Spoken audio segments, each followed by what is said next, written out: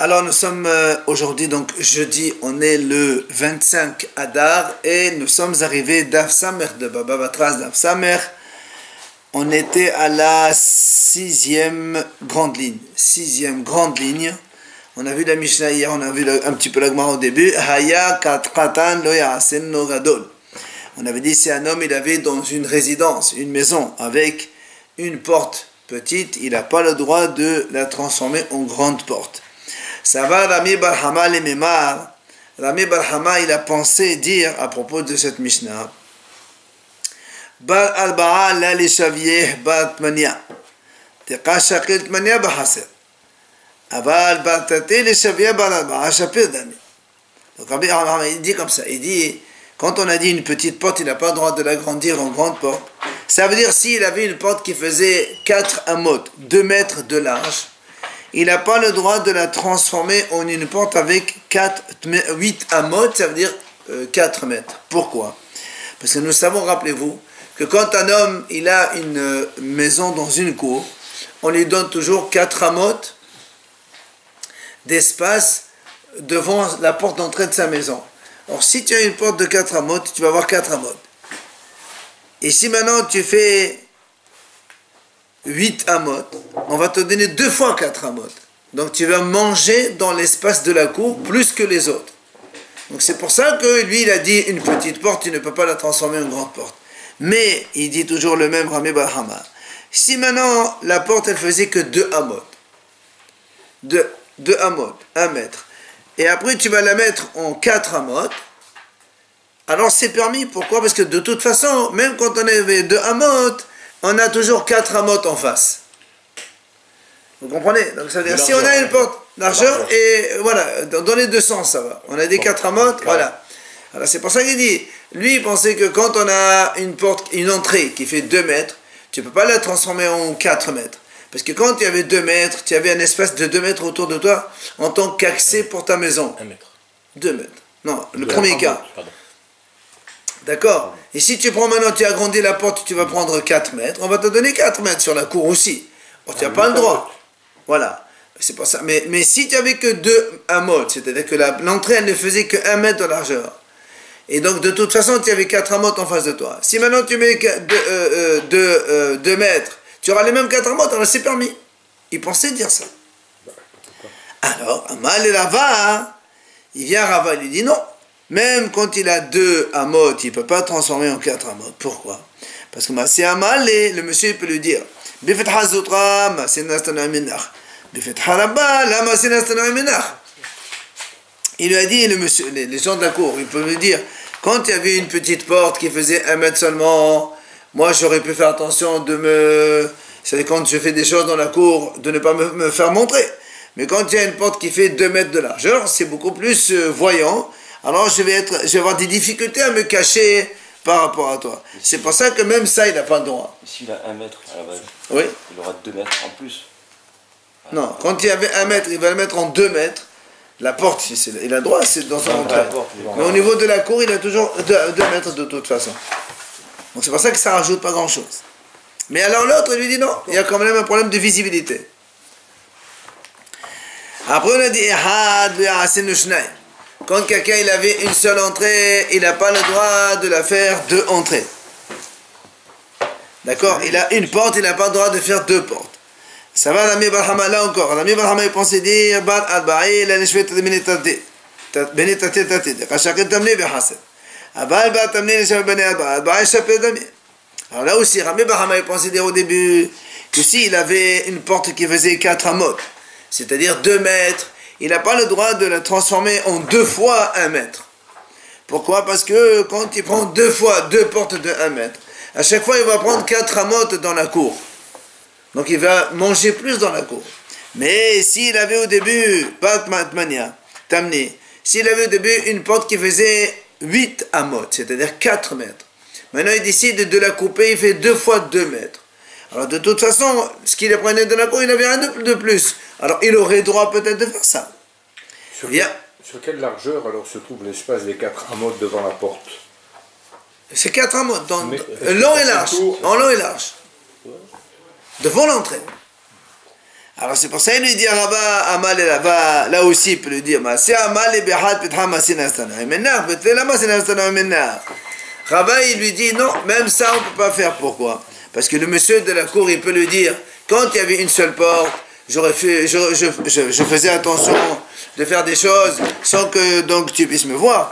Maintenant quand il y a deux portes, c'est difficile pour moi, donc je n'accepterai pas. Aval, mais on a dit, on a dit, on a le droit d'ouvrir en face, si quelqu'un il habite en face dans Shotarabim, un en face de l'autre, et la rue elle coupe entre les deux, il a le droit d'ouvrir une porte en face de l'autre, de la porte en face. Pourquoi? Parce que parce qu'il lui dit, de toute façon, c'est pas moi qui te dérange, de toute façon, il y a la rue en face, il y a plein de passants, déjà tu dois faire attention des passants. Donc moi, même si j'ouvre ma porte en face de toi, c'est pas ça qui va changer. Donc, on a le droit dans la rue. Matnité nouvelle Mishnah. En osin halal tahat reshut rabim borot shehen u'ma'alot. Rabbi Eliezer matir. Kedeshet ha'ala meler tona vanit. Il dit comme ça, un homme n'a pas le droit de creuser des trous dans la rue. Des trous, c'est-à-dire des puits, une grotte, enfin ce qu'il veut. Il n'a pas le droit. Pourquoi? Parce que tout simplement... on a peur que les gens, après, en passant, même évidemment, on parle qu'il a bouché le trou. D'accord? Il fait un trou, il le bouche. Malgré tout, on a peur que ça s'effondre et que les gens vont tomber. Après, évidemment, les gens n'ont pas envie d'avoir des histoires, donc on n'a pas le droit de faire ça. Rabbi Eliezer, il dit non. Matir, il est dit, on a le droit de faire, à une condition quoi? C'est-à-dire que ça doit, l'obstruction de ce trou, il doit être tellement solide pour qu'un carrosse, il marche alors que c'est de pierres. Les pierres, ça pèse très lourd. Si tu arrives à faire rouler un carrosse avec plein de pierres sur cet espace-là et que ça ne s'effondre pas, je pense que c'est assez solide, alors il n'y a pas de problème, tu peux construire. Après, la Mishnah a dit En motse'en zizin uksus traot yasot rabim, ella emrasa kones letor shelo motzi. On a dit comme ça, si un homme il a une maison qui donne sur la rue, il n'a pas le droit de sortir de la maison, donc sur le mur qui donne sur la rue, des piquets, des morceaux de bois, des poutres, enfin n'importe quoi, il n'a pas le droit de sortir, ça gêne les passants. Maintenant, s'il veut vraiment, il a besoin, il n'a qu'à faire entrer son mur avant de construire la maison, quelques centimètres ou quelques, je ne sais pas combien de la distance qu'il veut, en dedans de son terrain, et là il pourra mettre les poutres comme il veut, jusqu'à la limite évidemment de son terrain qui donne sur la rue. Ok? Maintenant, la Mishnah dit si maintenant quelqu'un il a acheté une maison, et dans la maison qu'il a achetée, il y a déjà des poutres qui sortent dans la rue. Alors, tu dis, dans ces cas-là, on va lui dire, monsieur, mais ça gêne. On dit non, on va supposer que celui qui a construit auparavant, il a déjà fait entrer, puisqu'il n'a pas le droit de le faire dans la rue, il a déjà entré son terrain, donc son mur vers son terrain, il a fait sortir les choses de façon légale, et donc, normalement, il peut conserver cela sans problème. Il n'y a pas eu de définition de limite de terrain? Si, il y a toujours une limitation de terrain. Donc, si elles sont à l'intérieur de la limite... c'est ce qu'on est en train de dire. C'est ce qu'on est en train de dire. On suppose que le monsieur, avant, parce que lui, moi j'ai acheté chez quelqu'un, il y a déjà des poutres... La limite du terrain, elle a été définie sur le shtar. Non, moi j'achète une maison. D'accord, j'achète une maison. Et surtout dans la maison, il y a des piquets qui sortent dehors. Alors, les gens ils peuvent me dire, monsieur, mais c'est pas normal, tu as fait sortir des choses. Moi je te dis non, moi j'ai acheté comme ça, mon prédécesseur. Certainement que quand il a construit, il a déjà fait entrer les murs à l'intérieur de son terrain. Vous ne pouvez pas dire mon terrain va jusque là, point. Oui, mais quand on construit une maison dessus, ça donne sur la rue, il n'y a pas de... La maison, elle a déjà le morceau qui... Oui, j'ai compris ce que vous voulez dire. Moi, j'ai acheté, le terrain, j'ai compris. Les coups d'art. J'ai compris. Alors, la Gemara dit, alors, on revient sur la première marloquette dans la Mishnah, quand on a dit que les Hachamim ont dit on n'a pas le droit de faire un trou, d'accord, dans la rue où les gens y passent. Alors que Rabbi Eliezer il a dit on a le droit de le faire pour que ce soit aussi solide qu'un carrosse plein de pierres il passe dessus. On dit alors et pourquoi les Hachamim ils disent pas comme ça aussi? Quel est le problème? Imagine ils veulent creuser un puits, mais ils le couvrent bien pour qu'il y ait un carrosse qui passe et qu'il n'y a pas de souci. Et tu dis non, zimnin de mafhid velavadate. Parce que des fois, à force de passer, donc le terrain, il s'affaisse doucement, et après un coup, il va s'effondrer, les gens vont tomber. Alors évidemment, après, on n'a pas envie d'avoir des histoires. Donc, Hachamim interdisent de faire des trous donc, dans la rue. Après, dans la mission, on a dit on n'a pas le droit de faire sortir des piquets ou des planches sur le mur qui donne sur la rue. Alors, le m'a dit Rabbi Ami, justement, il avait une maison dans une résidence qui donnait sur une impasse. Et dans sa maison, lui, il y avait justement des petits piquets qui sortaient comme ça, des pointes, des planches de bois ou de n'importe, qui sortaient dans l'impasse. Il y avait un autre monsieur, lui, sa maison elle donnait sur la rue carrément. Et lui aussi, il avait des piquets, des pointes qui sortaient comme ça dans la rue. Alors, évidemment, les gens n'étaient pas contents, ceux de monsieur là, de la rue. Alors, il est venu voir Rabbi Ami pour lui dire, voilà, les gens, ils m'empêchent, ils veulent que je enlève ça. Les Zilkous, il lui a dit, monsieur, tu es obligé d'aller couper.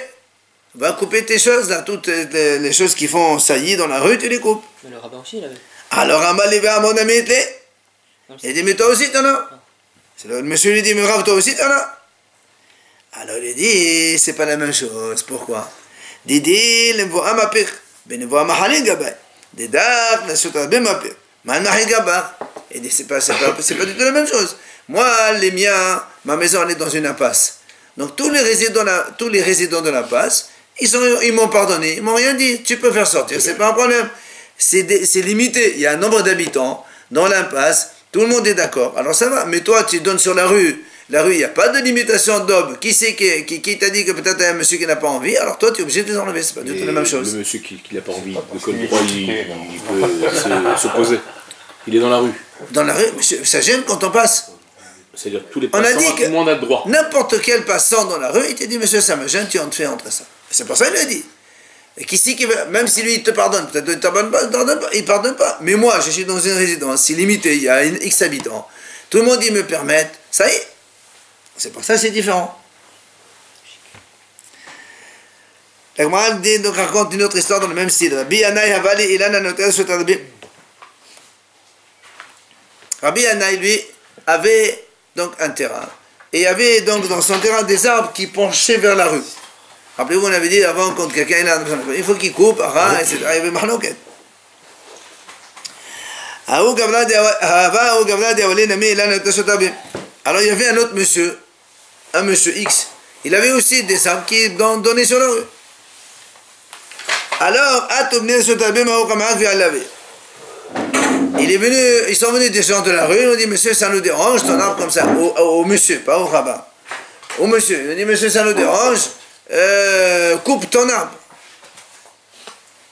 Il est parti, donc les gens, ils sont allés voir Rabbi Yanaï, avec le monsieur. Plutôt le monsieur, il est venu à Rabbi Yanaï, il dit, voilà, écoute, ils veulent que je coupe, et moi, ça, je ne veux pas. Alors, qu'est-ce qu'il lui a dit Rabbi Yanaï? Il a dit, écoute, va maintenant, reviens demain, je te donne la lacha. Qu'est-ce qu'il a fait? Dans la nuit, Rabbi Yanaï, il est allé couper son arbre à lui d'abord. Parce que lui aussi, il avait un arbre qui poussait dans la rue.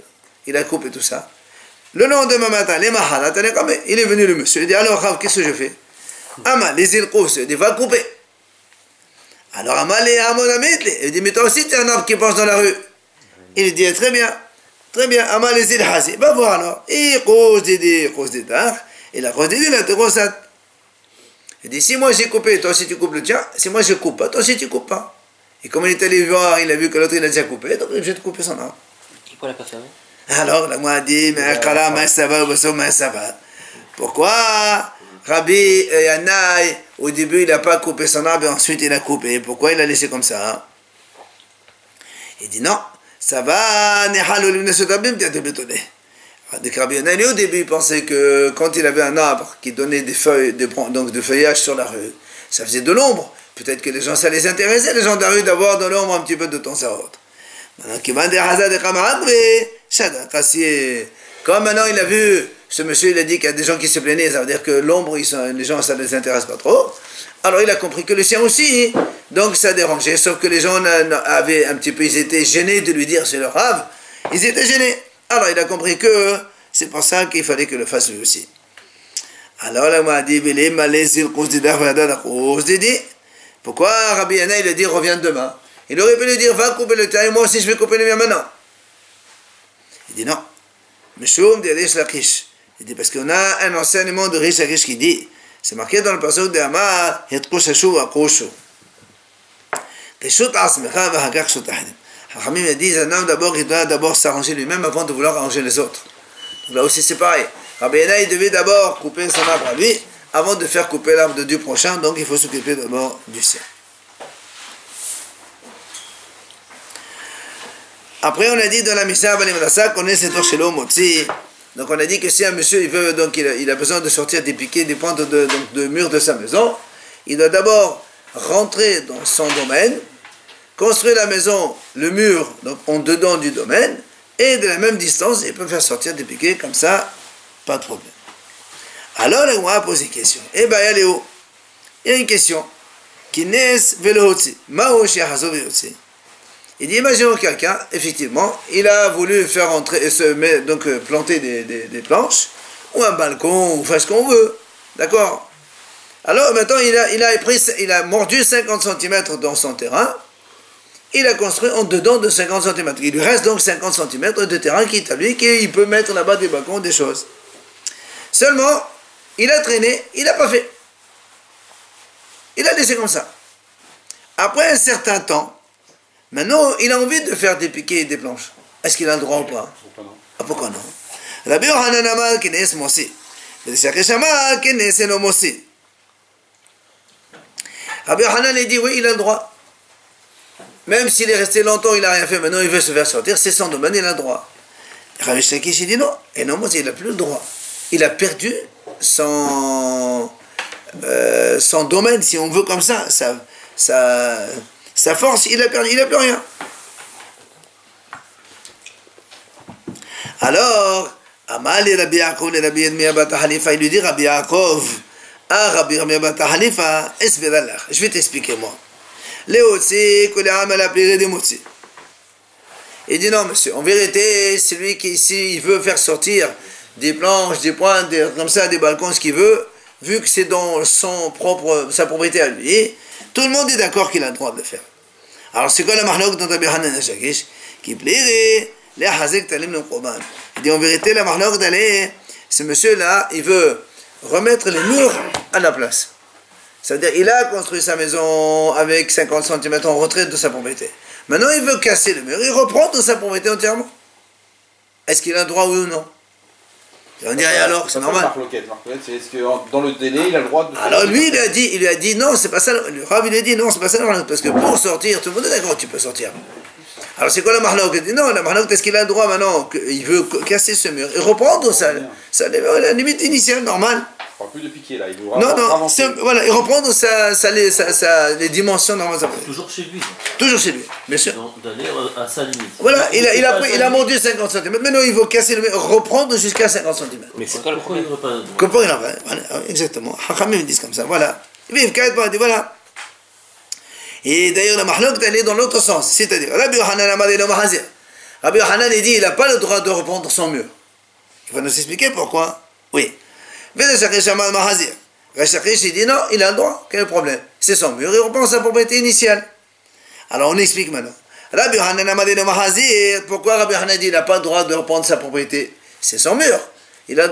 Pourquoi Rabbi Yohanan dit, il n'a pas le droit de reprendre son mur initial? Il dit, Meshoum de Rabbi Yehuda. À cause de l'enseignement de ce qu'il a dit Rabbi Yehuda. Qu'est-ce qu'il a dit? Rabbi Yehuda dit comme ça, quand il y a un chemin, une rue, qui a été déjà, on va dire comme ça, prise par le public, tu ne peux plus le renlever. Une servitude. Voilà, exactement. Quand il y a le public qui passe sur un terrain, sur un chemin, même s'il est privé, tu ne peux plus enlever au public. Alors là aussi, c'est pareil, tu as mordu 50 cm. Donc des gens du coup, ils passent, maintenant tu vas reprendre, c'est pas possible. On ne peut pas. Il aurait fallu qu'il clôture son terrain. Voilà. Absolument, ça c'était vrai. Alors maintenant, Mahazir. Rish Lakish, il dit non, il a le droit de reprendre.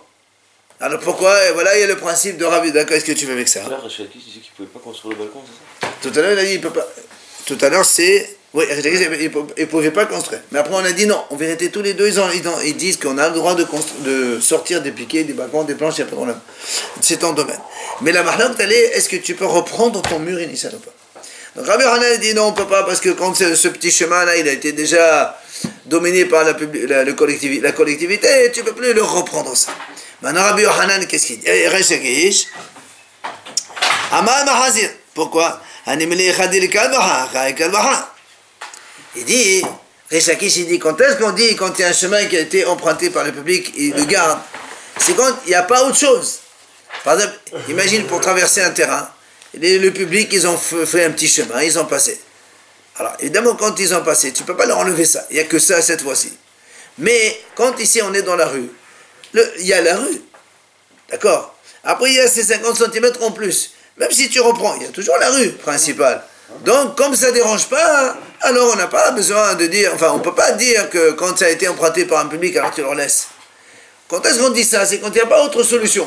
Mais là, il y a la solution, il y a la rue principale qui est là. Alors le monsieur, il peut reprendre son mur, pas de problème, selon Rish Lakish.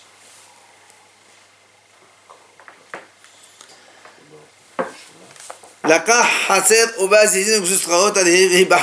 a dit donc, si quelqu'un il a acheté une maison avec déjà des piquets, des balcons, des planches qui sortaient, on a dit c'est la hazaka. C'est-à-dire, si les gens ils peuvent lui dire, monsieur, tu enlèves ça, il dit, monsieur, moi j'ai acheté comme ça. Si j'ai acheté comme ça, mon prédécesseur il a fait, certainement que mon prédécesseur déjà il a pris les précautions de mordre dans son terrain pour faire ce genre de choses. Et donc, je suis ici, je reste. Peut-être qu'il a fait la veille, non? Hein? Peut-être qu'il a fait la veille. Non, il a acheté. Oui, je sais, mais. Non, nous on a dit, il a acheté, déjà fait. Oui, mais ça ne veut pas dire qu'il y a une antériorité. Il a acheté chez quelqu'un. D'accord, mais peut-être qu'il a acheté. Il a fait. Faut Hazaka à 3 ans, c'est-à-dire ou rien? Ah non, toi tu viens d'acheter maintenant. L'autre il était déjà. Je sais pas. Ils n'ont pas respecté Ils ont accepté. avant la vente. Est-ce qu'il a accepté ou pas?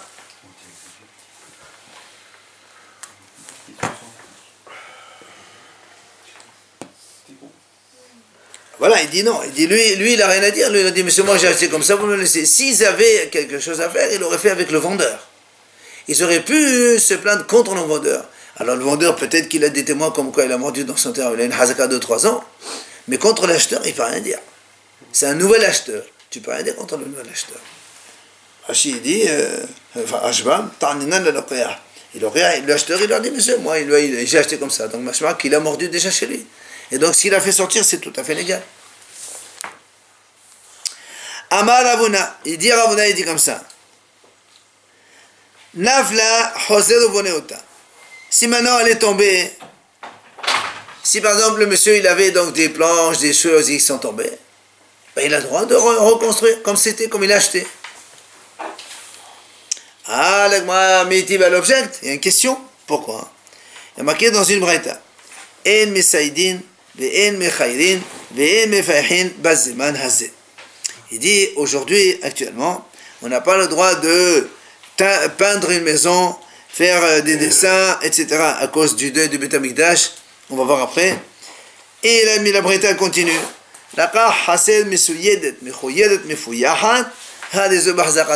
Si un homme il a acheté une maison qui est déjà comme ça avec la peinture, tapisserie ou tout ce que tu veux, alors elle a barzakata, il faut la garder comme ça. Mais si elle est tombée, tu n'as pas le droit de la reconstruire.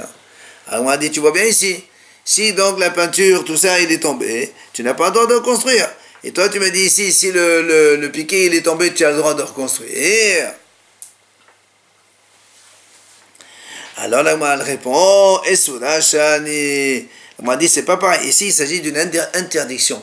Comme on a dit, c'est à cause du deuil du Beth Amikdash qui a été détruit. Alors là, on est interdit de refaire. Mais là-bas, on parle de problème de déranger un peu la population. Là-bas, il n'y a pas de problème, parce que c'était déjà, alors il peut le refaire. C'est quoi? Il reconstruit. Non, ça veut dire il ne fait pas la même chose. Voilà, décoration. Tano Rabbanan Hachamim enseigne. Lo yesod adam et beto besid. Un homme n'a pas le droit de peindre sa maison avec de la chaux. à l'époque, ils faisaient de la chaux, c'était blanc. Alors, comme c'est tout blanc, on n'a pas le droit. S'il a mélangé avec la chaux de la terre ou de la paille, donc il n'y a plus la couleur blanche éclatante, alors c'est permis. Oui, à l'époque. Maintenant, on va voir comment ça, elle va arranger ça. Rabbi Yehuda Omer, Rabbi Yehuda dit non, s'il a mélangé de la terre, alors là c'est encore plus beau. Alors il ne faut pas le faire. Mais de la paille, alors c'est motar. Tano Rabbanan Chachamim enseigne que chez Harav Abayit Bashniya, Rabbo Padoshin B'Israël. Quand le Beit HaMikdash a été détruit la deuxième fois, il y a eu beaucoup de Juifs qui ont voulu un petit peu se séparer de tout ce monde-là. C'est-à-dire, chez le Olé Ochol Bassa, mais chez le Olé Shlotien, ils ont décidé de ne plus manger la viande ni de boire du vin, après la destruction du deuxième Beit HaMikdash. N'est pas la haine Rabbi Yehoshua. Il est venu, Rabbi Yehoshua leur parler. Amal Lahem, il leur a dit, Banaï, mes enfants, pourquoi vous ne voulez pas manger la viande et vous ne voulez pas boire du vin? Alors, Amrolo, ils lui ont répondu, les gens,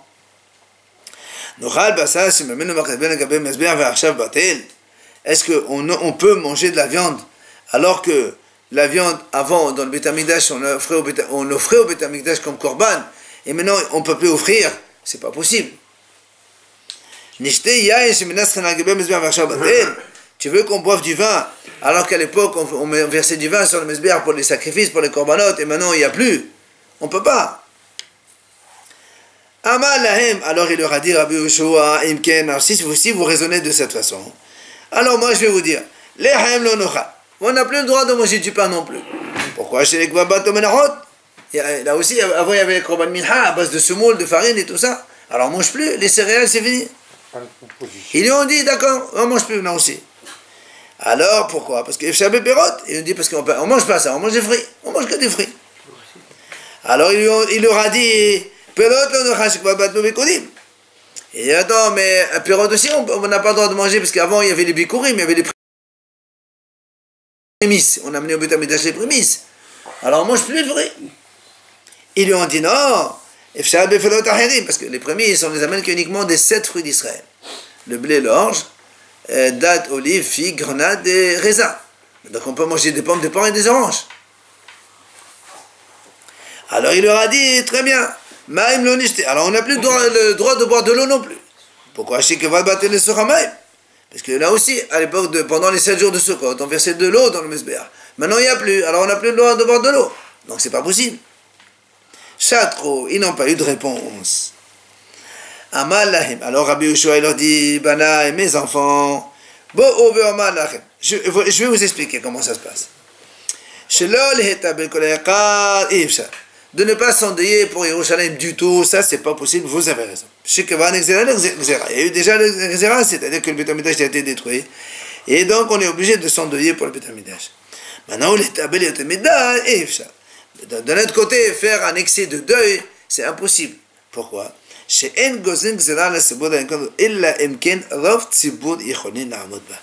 On ne peut pas décréter une chose sur le public si la majorité du monde ils peuvent le faire. Tu ne peux pas faire des choses sur, que le monde ne peut pas mettre en application, c'est pas possible. Ne pas manger de viande, le pain, l'eau et tout ça, c'est impossible. Comment on vit alors? C'est le passage qui dit comme ça, vous avez accepté la malédiction, et il y a marqué là-bas Goy Kulo, c'est-à-dire tant que tout le monde n'a pas pu accepter, ça ne marche pas. Alors, il leur dit comme ça. Voilà comment les Hachamim ont donc donné aujourd'hui la solution. Sad Adam et Beto Basid, bo devar moad. Il dit non, aujourd'hui, la halakha dit qu'on peut faire la peinture de la maison ou tapisserie ou ce que vous voulez. Mais on laisse un endroit sans tapisserie et sans donc peinture. Vekama l'agmara dit combien? Amar Rav Yosef, Amar Alama. Tu laisses 50 cm sur 50 cm. Comme ça dans la maison, sans peinture, noir. Et Amar Rav Hasda, Ken Redapeta. Et ça, tu le fais où? En face de l'entrée. Dès que tu rentres à la maison, tu vois ça. Donc aujourd'hui, c'est ce qu'on fait. tous ceux qui ont donc leur maison, et à l'entrée de la porte, on laisse un carré comme ça, visible, non peint, sans peinture, sans tapisserie. C'est en souvenir du deuil de Beth Amikdash. Ne pas peindre toute ta maison, c'est pas joli. Et pour montrer donc justement ce symbole de deuil, qu'on se rappelle toujours de ça, alors on fait comme ça. Le dur et le verre qu'on casse. Exact. La même chose, il dit, on sait Adam qu'on serait Seroda. Là, un homme, la même chose quand par exemple il veut faire un repas, ben, on dit quand on dresse la table par exemple, eh bien il dresse toute la table. Il laisse un petit coin de la table sans salade, sans truc. Comme ça, on montre qu'il y a un signe de deuil aussi. On laisse un petit peu. Maïhi, c'est quoi? C'était un plat que avant ils faisaient, c'était du poisson frit avec poisson pané en fait. Ah, c'est bon ça.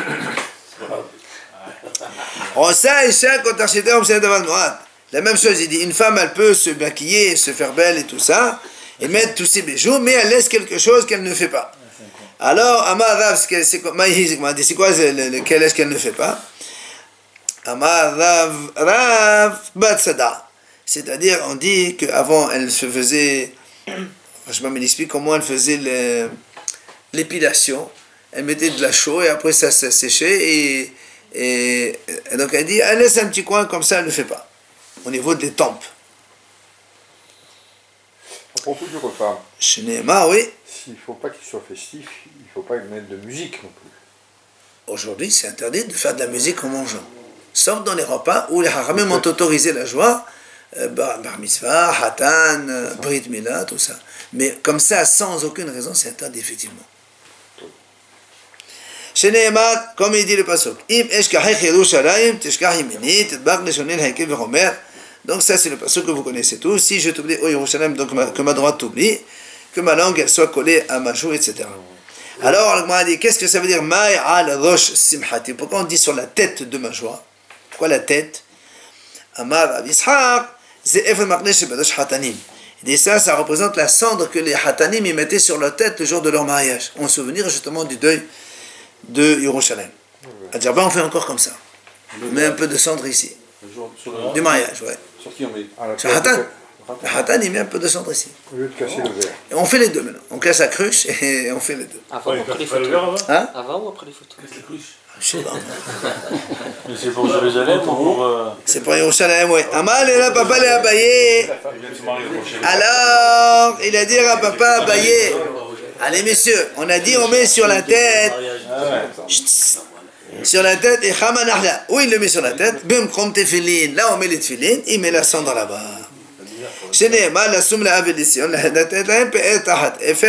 Comme c'est marqué, donc, les endeuillés de Sion, à la place de la splendeur qu'ils avaient, donc, de tefilin, ils mettront de la cendre à la place. C'est marqué, celui qui s'en deuil pour Yerushalayim, il méritera de l'avoir dans son allégresse, dans sa joie. On termine donc Tania, la Braïta dit Amar Rabbi Ishmael ben Elisha. Il a dit Rabbi Ishmael ben Elisha. Depuis que le Beth Amikdash a été détruit, la semaine où normalement on aurait décrété sur nous, on n'a pas le droit de manger la viande ni de boire du vin. Et là seulement. On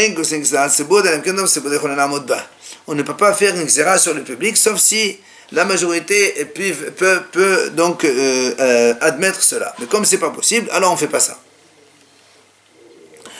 Il dit, et depuis que les goïms, donc ils ont pris le pouvoir, et ils font des décrets contre nous, des mauvais décrets, on va peut-être même notre mitzvot, et elles nous empêchent d'étudier la Torah, de faire les mitzvot. Et il nous empêche aussi de faire ce qu'on appelle Shavu Abin, c'est-à-dire de faire la Brit Mila. Certains disent qu'on appelle ça Yeshua Abin, c'est la même chose. Dinhu, normalement, s'il nous empêche de faire la Brit Mila, on aurait décrété, on aurait dû faire aussi des xérotes, de ne pas se marier, ni d'avoir des enfants. Si les goyim, ils nous empêchent de faire la Brit Mila, à quoi ça sert? Alors il a dit, qu'est-ce qu'on fait? Et là, ונמצא זרעו של אברהם אבינו כלמלך חס ושלום. Il a dit, dans ces cas-là, les descendants d'Abraham Avinu, elle va s'arrêter tout seul, חס ושלום. Alors qu'est-ce qu'on fait? Elle a dit, הנח להם לישראל, מוטב שיהיו שובבים ואל יהיו מזידין. C'est-à-dire, laisse les bénis Israël, ça veut dire qu'il, même s'il est interdit de se marier, parce que sinon, comment on va faire pour faire la bride, mais on ne peut pas faire la bride des enfants, laissez. Ils se marient, ils ont des enfants, même s'ils ne peuvent pas, alors ils feront après. Mais c'est mieux qu'ils soient shogeg et ne soient pas mézid, parce que c'est pas possible de rester devant des décrets pareils. Voilà comment on a fini donc le Perek Heskat Abatim, et demain on commencera donc nouvelle Mishnah, un nouveau Perek, Amochet Abat, Amochet Esir, etc.